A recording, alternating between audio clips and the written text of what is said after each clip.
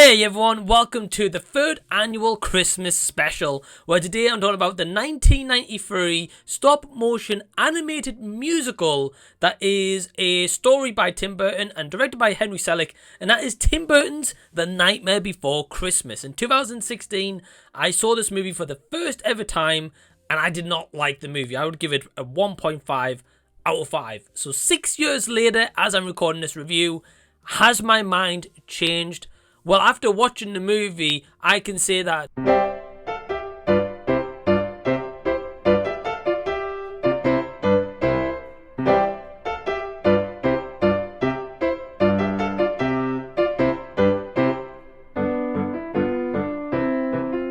you guys didn't think I was going to give my thoughts away in like that intro, right?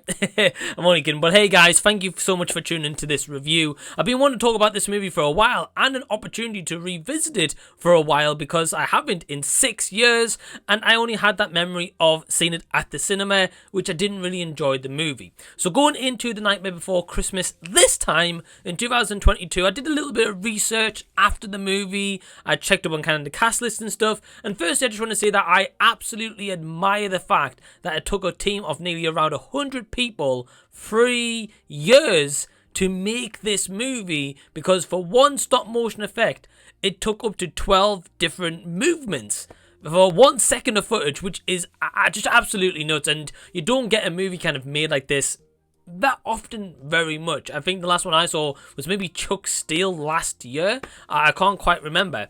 Anyway, the voice cast that we've got here is Chris Sarandon voicing Jack Skellington, but when Jack Skellington is singing, you got Danny Elfman, which is awesome. You got Catherine O'Hara, who plays Sally. William Hickey as Dr. Finkelstein, Ken Page as Oogie Boogie, Frank Walker as Zero, and Glenn Shadix as the mayor. And essentially the plot of The Nightmare Before Christmas is all around the Pumpkin King, Jack Skellington, who accidentally stumbles into Christmas Town.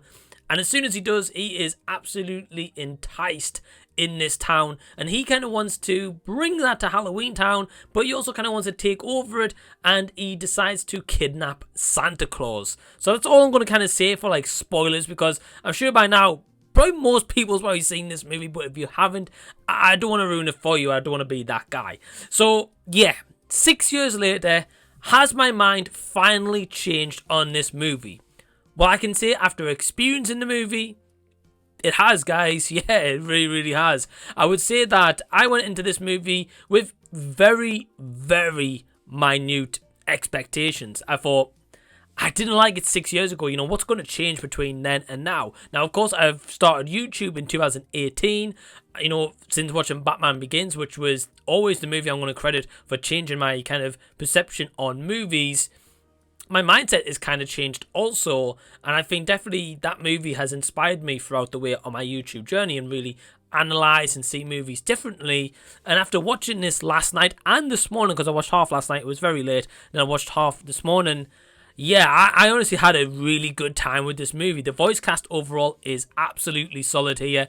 I think it is great, the transition between Chris Sarandon and Danny Elfman. You can't even tell the voices apart. It's that well done. And I can honestly praise also a Disney Plus for this, because I actually watched this on Disney Plus and they actually were showing it in 4K Ultra HD, and my Jove, the animation looked stunning. Yeah, I think that was definitely a huge part in kind of the experience. I was like, wow, you know, this movie, the stop motion that was done nearly 30 years ago next year, it looks this good, like in HD. I was like, wow, I couldn't believe it. I really, really couldn't. I was really taken aback by it, and I was just like, wow, this is so stunning. And I think that kind of helped me to be immersed into this show. But also another factor that I want to give props to that I think really kind of helped my experience with this is the latest Netflix series called Wednesday. Yeah, if you haven't seen that series, highly recommend checking it out. Definitely inspired by Tim Burton, and I think he directed about 5 of the episodes if I'm not mistaken. I've never really seen a lot of Tim Burton movies ever. I've only seen maybe a couple here or there. I didn't really rate him as a director or anything like that. When I watched Wednesday, I was like, wow, this is awesome. Like, I loved the show so much. And then watching The Nightmare Before Christmas last night and this morning as I'm recording this, I really found that I was transfixed fixed and glued to this world building and just these set pieces and set creations that was made. Like, just the dark color contrasts was really just emphatic and really stood out in this movie. When you do get some color, it really plays against the backdrop of the scenery that you're seeing, and I think because of that, it just helps you to be enthralled in this movie even more. The idea about Jack Skellington being the Halloween Pumpkin King and living in Halloween Town, and then all of a sudden goes to a bright town that is Christmas Town, and just the color contrast of his world that he knows and in that world, it was just really cool to see. And the plot idea itself is really cool because Jack Skellington is trying to maybe get a little bit ahead of himself. He wants to kind of kidnap Santa Claus, and just that unfolding was really a lot of fun.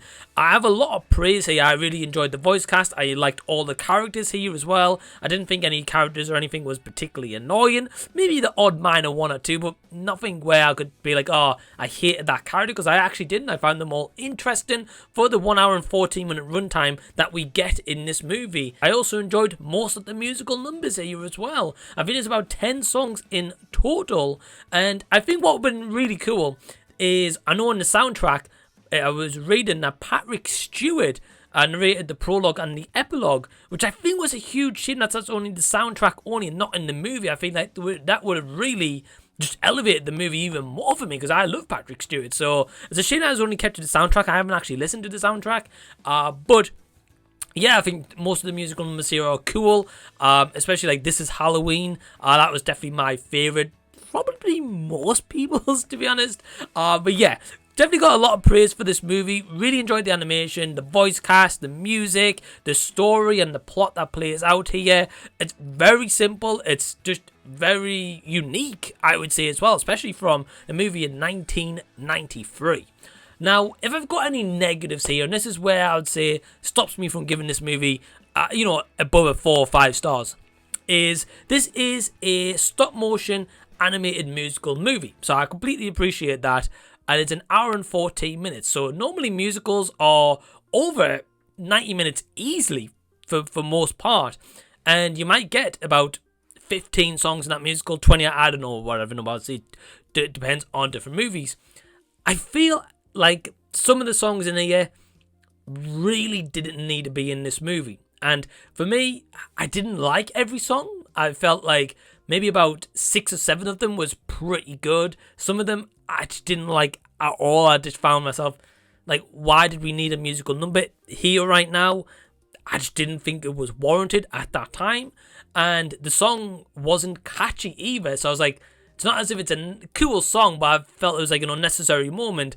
I didn't really like the song in that kind of present moment. So I feel like because this is stop motion animated musical and there's 10 songs, I feel like if this was whittled down to about 7 songs, I would say 6 or 7 songs throughout the duration, and instead those other musical numbers, maybe a little bit of talking, or maybe cut the scene a little bit, or maybe cut that said scene, I generally think this would be a 5-star movie, in my personal opinion. Now, that might be a little bit controversial to you guys that's watching this, because you might be like, well, Mike, what are you talking about? This is a musical movie. I love all the numbers here. I love the soundtrack. That's fair. I appreciate if you love every single song that's here, and the fact that this musical soundtrack is maybe a go-to for you, or you listen to this quite often. Just for me personally, though, I didn't feel like every musical number worked, and because of that, I just felt like a couple of the songs really didn't need to be in here. I would rather see an extended scene of Oogie Boogie's lair, for example, because that was definitely one of my favourite songs that was in here, and also seeing the character of Oogie Boogie himself was really enticing and interesting. I really loved that segment, and I wish we saw more of that, and maybe cut a musical number. And I generally just think that tiny little bit of improvement for me would have really boosted this movie up. So with that all in mind, my overall score for The Nightmare Before Christmas is a 3.5 out of 5. So have you seen this movie? Have you not seen this movie? I would love to know your thoughts. Is this maybe like a staple in your household, like every Christmas or every Halloween to watch? Leave any and all comments down below so we can continue the discussion down there. If you've enjoyed this review, please give it a thumbs up and also subscribe to the channel by pressing the red subscribe button down below so I can see you again on a future video. And also, do you know that I have a Patreon? Yeah, for only £2 per month, you get access to exclusive videos, my weekly release schedules, you get to see what content I make onto the channel, exclusive Q&As, and much more stuff coming very, very shortly. And I want to take a moment to thank all my awesome patrons who help support the channel. But thank you to you guys who's been watching this video, and until the next time that I see you, I'll be seeing you later.